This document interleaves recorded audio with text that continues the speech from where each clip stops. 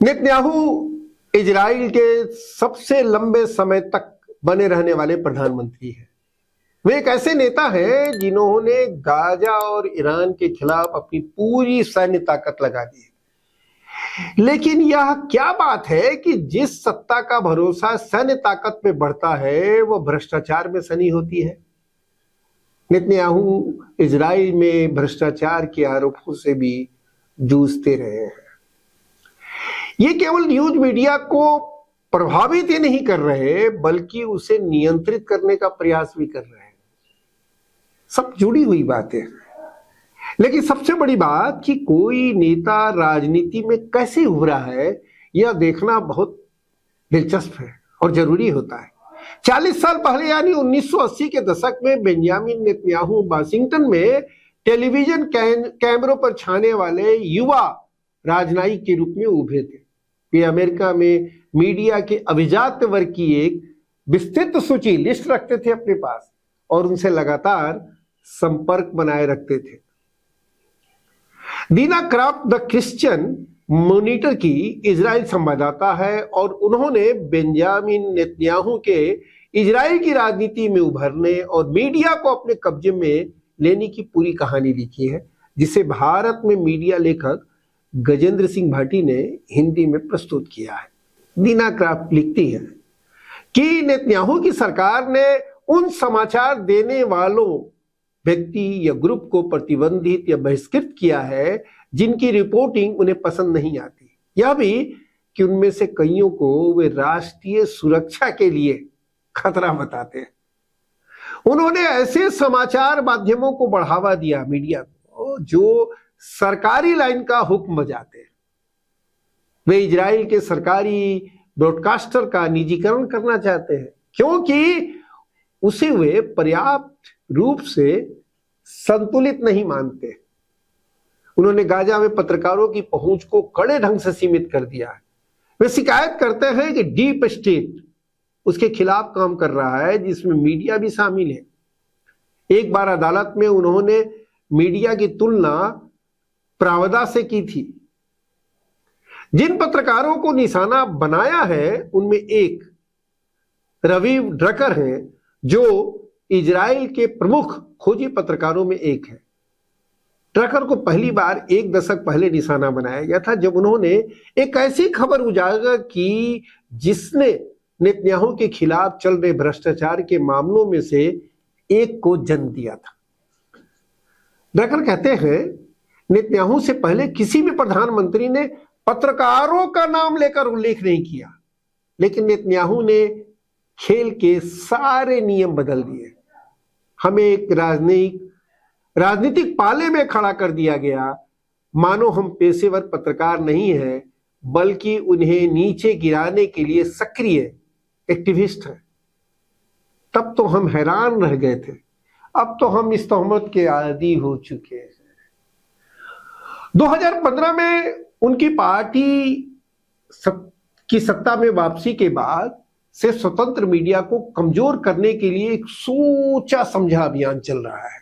2015 प्रतिरोध और जवाबदेही वाली पत्रकारिता को दबाने का काम उनका प्रयास 2023 में और तेज हो गया जब सरकार ने न्यायपालिका पर ज्यादा नियंत्रण करने की कोशिश की। इससे इजराइल के इतिहास के सबसे बड़े विरोध प्रदर्शन हुए। नेतन्याहू के धूर दक्षिणपंथी गठबंधन ने अपने एजेंडे के प्रति सबसे अधिक निष्ठावान केवल न्यूज चैनल की पहुंच को बढ़ाने में मदद की। प्रमुख टेलीविजन न्यूज चैनलों को निशाना बनाने वाले कानून पेश किए, अल जजीरा को हमास का मुखपत्र बताते हुए प्रतिबंधित किया, उसके दफ्तरों पर छापे मारे, इजराइल के सबसे पुराने दैनिक पत्र हारेत्ज का बहिष्कार किया। इजराइल के पत्रकार संघ में प्रेस स्वतंत्रता से जुड़े मामलों की निगरानी करने वाले अनात सारागुस्ती चिताती है। ये इजराइल में स्वतंत्र मीडिया को नष्ट करने का एक मास्टर प्लान है। प्रधानमंत्री कार्यालय ने इस आरोप को लेकर हमारे किसी सवाल का जवाब नहीं दिया। इजराइल का फॉक्स न्यूज चैनल क्या है? नेतन्याहू ने लगातार उन समाचार माध्यमों को बढ़ावा दिया है जो सरकार के नजरिए, विचार, सूचना को दोहराते हैं। इसकी शुरुआत इजराइल टुडे नामक अखबार से हुई। इसे 2007 में अमेरिकी अरबपति और कैसीनो उद्योगपति सेल्डर एडल्सन ने फंड किया और स्थापित किया। बताया जाता है कि ऐसा नेतन्याहू के अनुरोध पर किया गया था। एडल्सन की इजराइल में जन्मी विधवा इस अखबार की प्रकाशक है। ये दंपति अमेरिका में दक्षिणपंथी उम्मीदवारों को पैसा देने के लिए जाना जाता रहा है, विशेष रूप से ट्रंप को। लेकिन उन्होंने नेतन्याहू की राजनीतिक महत्वाकांक्षाओं को बढ़ावा देने के लिए भी लाखों डॉलर खर्च किए हैं मीडिया कंपनियां। इजराइल टुडे को प्रिंट और ऑनलाइन पर मुफ्त वितरित किया जाता है, जिससे वे प्रतिस्पर्धा में आगे निकल गया। विशेष रूप से दैनिक येदियोट अहरोनोत से, जिसकी नेतन्याहू अक्सर उनकी और उनकी सरकार की आलोचनात्मक कवरेज के लिए शिकायतें करते रहे हैं। आरोप है कि नेतन्याहू मीडिया में अपनी छवि को लेकर इतने आसक्त थे कि उन्होंने एक बार येदियोट अहरोनोत के मालिक को एक समझौते की पेशकश की कि अगर वे उन्हें सकारात्मक कवरेज देंगे, पॉजिटिव न्यूज, तो सरकार इजराइल टुडे की तरक्की रोकने के लिए कानून तक पास करेगी। क्या बात है। 2021 में एडल्सन की मृत्यु के बाद इजराइल टुडे ने अपना दक्षिणपंथी रूप बनाए रखा है, लेकिन थोड़ा सा आ गया चेंज। वो पहले की तुलना में नेतन्याहू और उनकी सरकार के प्रति कुछ ज्यादा आलोचनात्मक हो गया। फिर भी अधिकांश मामलों में सरकारी लाइन पर ही चलता है। 2020 में शिकागो विश्वविद्यालय के एक अध्ययन से ज्ञात होता है कि इस समाचार पत्र का प्रभाव इतना गहरा था कि इसने इजरायली मतदाताओं को ज्यादा दक्षिणपंथी दिशा में मोड़ने में महत्वपूर्ण भूमिका निभाई। हाल के समय में नेतन्याहू ने कम ज्ञात यहूदी केबल चैनल को सार्वजनिक विमर्श में एक प्रमुख सरकार समर्थक माध्यम में बदलने में भी मदद की है। यह है चैनल 14, जिसके मालिक याजाक गिलासेविली हैं। उनके अरबपति पिता माइकल इजराइल में बस गए थे और देश के सबसे धनी नागरिकों में एक हुए। अब नेतन्याहू सरकार की बातों की हिमायत करने और उन्हें बढ़ा चढ़ाकर प्रचारित करने का काम ये चैनल करता है। चैनल 14, इस चैनल का प्रमुख चेहरा यनोन मगल है, जिन्होंने खुद को कभी प्रधानमंत्री की इच्छा पर उपलब्ध साधन बताया था। इस चैनल के उभार को सरकारी विज्ञापनों और आधिकारिक रियायतों से बढ़ावा मिला, जिनकी कीमत कथित रूप से लाखों डॉलर रही है। 2016 में भी यानी कानूनी संशोधन किए गए, जिसके चलते ये चैनल ज्यादा समाचार प्रसारित करने लगा। वही 2018 में इसे लोकल प्रोडक्शन में निवेश करने की बाध्यता से मुक्त कर दिया गया, जिसका पालन अन्य प्रमुख चैनलों को करना पड़ता है। आलोचकों का कहना है कि चैनल 14 पर संपादकीय संतुलन और पत्रकारीय नैतिकता से जुड़े दिशा निर्देश भी लागू नहीं किए गए। चैनल 14 का रात में आने वाला प्रमुख कार्यक्रम द पैट्रियट्स मगल होस्ट करते हैं। वे पहले इजराइल के सरकारी चैनल में एंकर थे और बाद में संसद में दक्षिणपंथी विधायक रहे, लेकिन यौन उत्पीड़न के आरोपों के कारण उनका कार्यकाल समाप्त हो गया। दिस सेवेंथ आई नाम की एक खोजी इजरायली न्यूज वेबसाइट मीडिया और प्रेस स्वतंत्रता को कवर करती है। उनका कहना है कि चैनल 14 नियमित रूप से फेक न्यूज फैलाता है, हिंसा के लिए उकसाता है और सरकार का प्रचार करता है। चैनल 14 के खिलाफ सुप्रीम कोर्ट में याचिका दायर हुई। मई में 3000 इजरायली गैर सरकारी संगठनों ने सुप्रीम कोर्ट में याचिका दायर करके चैनल 14 के खिलाफ आपराधिक जांच की मांग की। उनका आरोप है कि गाजा युद्ध के दौरान चैनल पर प्रसारित सैकड़ों बयान नरसंहार, युद्ध अपराध और मानवता के खिलाफ अपराधों के लिए उकसाते हैं। इस याचिका में कुछ ऐसे बयानों का जिक्र किया गया है जो विचलित करने वाले हैं, जैसे गाजा जिस रूप में आज है उसे मिटा देना चाहिए, हमें बिना रुके बमबारी करते जाना चाहिए, हम तुम्हें तबाह करने आ रहे हैं, इसे शेयर करो, वीडियो की क्लिप फैलाओ ताकि तुम्हारे दोस्त जान सके कि हम तुम्हारे साथ क्या क्या करने जा रहे हैं। सबसे मानवीय समाधान है उन्हें भूख से मारना। चैनल 14 नेतन्याहू की इस लाइन पर कायम रहता है कि सिर्फ लगातार सैन्य कार्रवाई ही गाजा में इजरायली बंधकों की रिहाई और हमास के पूरे खात्मे को सुनिश्चित कर सकती है। वो युद्ध विराम पर बंधकों के बढ़ते फिलिस्तीनी कैदियों की अदला बदली के विचार को खारिज करता है। इस चैनल के पत्रकारों और मेहमानों में न केवल बंधक समझौते का समर्थन करने वालों की आलोचना की है, बल्कि द सेवेंथ आई के अनुसार कुछ बंधकों के परिवारों पर भी जवानी हमला किया गया है। चैनल 14 नेतन्याहू के इस संदेश को भी आगे बढ़ाता है कि 7 अक्टूबर के हमले के लिए जो इंटेलिजेंस की नाकामी थी उसके लिए सेना और सुरक्षा एजेंसियां ही पूरी तरह जिम्मेवार है, न कि सरकार। इजराइल डेमोक्रेसी इंस्टीट्यूट की वरिष्ठ रिसर्चर तेहला आल्टशुलर कहती है कि नेतन्याहू ने मीडिया कवरेज को प्रभावित करने में बेजा समय, ऊर्जा और प्रयास लगाया है। बहुत दुर्भाग्यपूर्ण है कि ये कुछ हद तक सफल भी रहा है। अंततः उन्होंने 2 मीडिया संस्थानों चैनल 14 और इजराइल टुडे पर एक तरह से नियंत्रण स्थापित कर लिया है। यह भी सही है कि मुखपत्र के समाचार संगठन मुख्यधारा के समाचार संगठन अभी भी बंधक संकट को हैंडल करने को लेकर नेतन्याहू की आलोचना करते हैं। वे सवाल उठाते हैं कि क्या नेतन्याहू ने हमास पर पूर्ण विजय यानी पूरी तरह से जीत के लक्ष्य को सत्ता में बने रहने और 7 अक्टूबर के हमले के आधिकारिक जांच को टालने के लिए इस्तेमाल किया है। हमास का बहुआयामी हमला जिसमें लगभग 1200 लोग मारे गए और 251 को बंधक बनाया गया था, वो 1948 में इजराइल की स्थापना के बाद का अब तक का सबसे घातक हमला था। लेकिन गाजा में भारी जनहानि और मानवीय स्थिति पर बहुत कम रिपोर्टिंग या विश्लेषण हुआ है।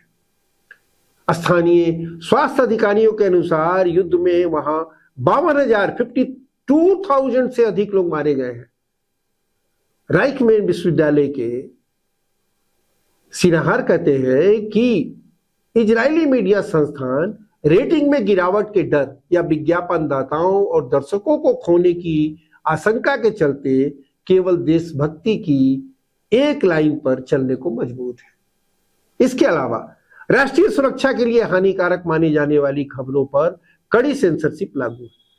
2024 में इजराइल के सैन्य सेंसर ने 1635 यानी 1635 खबरों के प्रकाशन पर रोक लगाई और 6265 अन्य खबरों में सामग्री को संपादित किया, जैसा कि प्लस 972 मैगजीन ने मई में रिपोर्ट किया।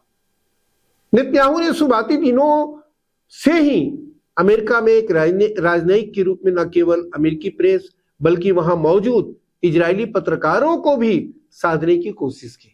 1984 में संयुक्त राष्ट्र में राजदूत नियुक्त होने के बाद उनके भाषणों ने कई लोगों को प्रभावित किया और यदीपोर्ट अहरोनोत ने अपने वीकेंड मैगजीन में उन पर एक प्रमुख प्रोफाइल छापी। लेकिन संयुक्त राष्ट्र से लौटकर जब नेतन्याहू दक्षिणपंथी लिकुड पार्टी के एक महत्वाकांक्षी नेता के रूप में खुद को स्थापित किया तो इजरायली पत्रकारों ने उन्हें संदेह की दृष्टि से देखना शुरू कर दिया। नेतन्याहू ने किशोरावस्था में फिलाडेल्फिया के उपनगरों में रहते हुए धाराप्रवाह अंग्रेजी सीखी थी और जहां उनके इतिहास के प्रोफेसर पिता काम करते थे। आल्टशुलर कहती है पहले दिन से ही पत्रकार उन्हें पसंद नहीं करते थे और उन्होंने लंबे समय तक बहुत ही परिष्कृत तरीकों से इसका जवाब दिया। जनवरी 2023 में थोड़े समय के लिए सत्ता से बाहर रहने के बाद नेतन्याहू जब सत्ता में लौटे तो उनके नए संचार मंत्री श्लोमो करही ने टेलीविजन बाजार में व्यापक बदलाव की योजना प्रस्तुत की। करही ने कहा कि वेजा सक्रिय नियमन का युग खत्म हो गया है, यानी फालतू हो गए हैं। अब कम दखल, अधिक प्रतिस्पर्धा और स्वतंत्रता का दौर है। इजराइल ने पत्रकार संघ की अनात सरागुस्ती के अनुसार सरकार इसे नियंत्रित करना चाहती है, क्योंकि तब वो तय कर सकेगी कि किसे सरकारी विज्ञापन का पैसा मिलेगा। इससे विशेष रूप से चैनल 14 को लाभ होगा, जो नेतन्याहू की विचारधारा, राजनीति और दृष्टिकोण के से मिलती जुलती है अनुरूप। एक अन्य विधेयक का उद्देश्य देश के सरकारी ब्रॉडकास्टर कान का निजीकरण करना है, जिसे करही वेजा वामपंथी मानते हैं। उन्होंने यह भी कहा कि इजराइल में सार्वजनिक प्रसारण के लिए कोई खास स्थान नहीं है। आर्सुलर कहती हैं कि नेतन्याहू अब दो चीजें चाहते हैं। वे चाहते हैं कि चैनल 14 फलता फूलता रहे, जिसका मतलब है उसे अधिकतर नियामकीय यानी कि कानूनी लाभ देना, साथ ही कानून के तौर पे लाभ देना, साथ ही वे मीडिया बाजार में अव्यवस्था चाहते हैं ताकि वो लगातार दबाव में रहे। वे चाहते हैं कि पत्रकारों को लगे कि उनका वर्क स्पेस अब सुरक्षित नहीं है, असुरक्षित कर देना। हेरिटेज और अल जजीरा सरकार के निशाने पर हेरिटेज अखबार रहा है, जिसकी स्थापना 1919 में हुई थी, यानी इजराइल राज्य बनने से 2 दशक पहले। यह देश का सबसे पुराना प्रकाशन है। एक ऐसे समाज में जो तेजी से दक्षिणपंथ की ओर झुक रहा है, हेरिटेज एक वामपंथी और प्रभावशाली आवाज के रूप में लंबे समय से नेतन्याहू और उनकी सरकारों का आलोचक रहा है। गाजा युद्ध के शुरुआती दिनों में करही ने कैबिनेट के सामने, यानी सूचना मंत्री के सामने, एक प्रस्ताव रखा जिसमें हेरिटेज के सरकारी बहिष्कार की मांग की गई। राइटमैन विश्वविद्यालय के सिन्हार कहते हैं कि हेरिटेज को एक नजीर बनाया जा रहा है।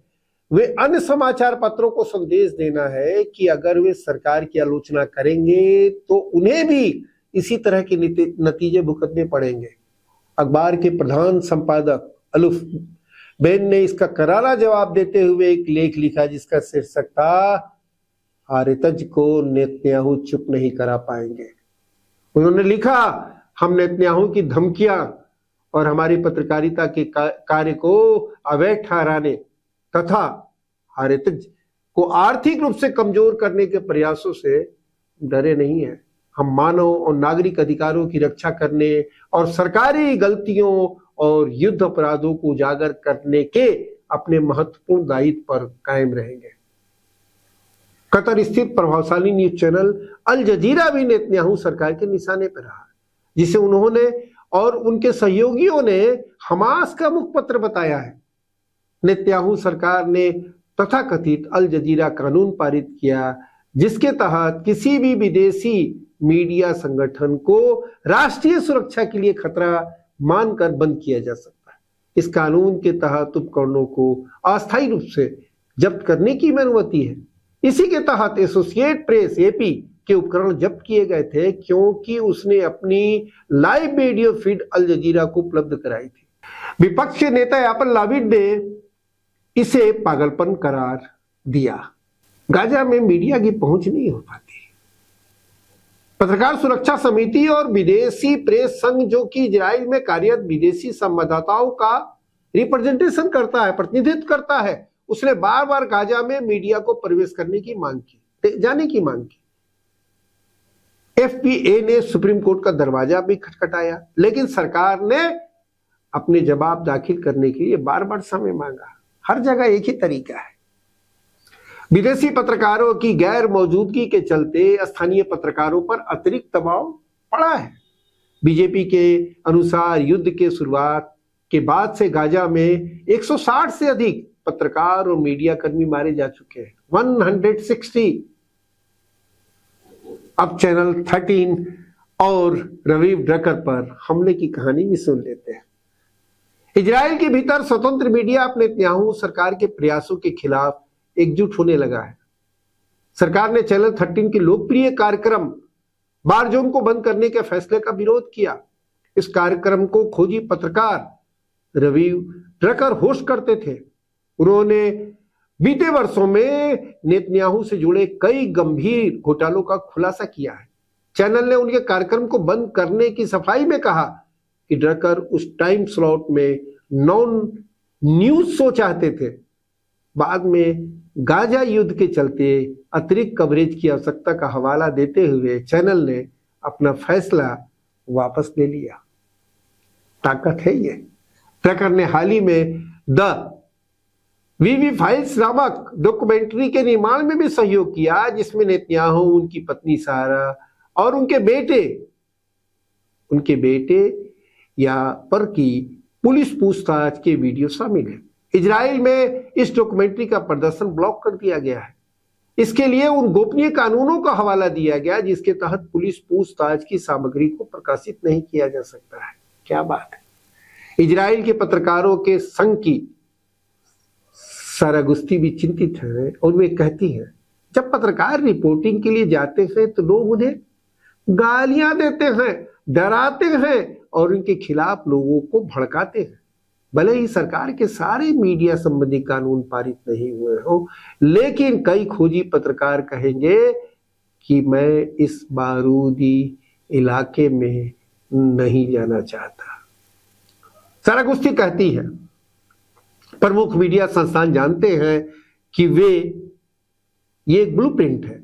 हाल ही में मुख्य धारा के प्रतिस्पर्धी समाचार संगठनों के टॉप एडिटर जूम पर एक साथ जुड़े। उन्होंने एक दूसरे से संवाद किया और चर्चा की कि स्वतंत्र पत्रकारिता पर सरकार के इस सुनियोजित हमले का करारा जवाब देने के लिए कैसे लड़ा जाए। दीना क्राफ्ट की ये रिपोर्ट 2025 में छपी थी, जिसे आप अभी देख और सुन रहे थे। इजराइल में स्वतंत्र पत्रकारिता और नेतन्याहू के हमले की पूरी कहानी इस स्क्रिप्ट में आपने सुनी।